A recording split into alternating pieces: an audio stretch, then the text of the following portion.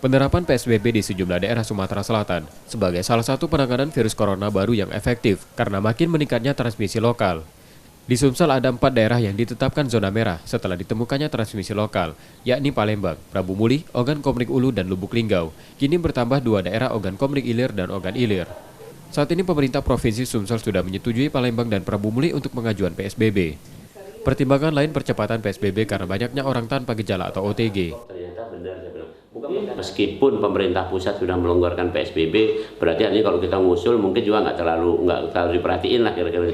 Tapi intinya mungkin harus cari inisiatif. Ini saya mungkin menyarankan juga kepada pemerintah daerah, baik provinsi maupun kabupaten kota, kalau mau melakukan tanda kutip semacam PSBB itu ya pokoknya serius, rembukan di dalam itu, forkompida rembukan gitu ya, kira-kira semacam PSBB itulah gitu. Jangan nunggu lama-lama, jangan nunggu usulan itu, cuma itu kan legalitas saja cuma.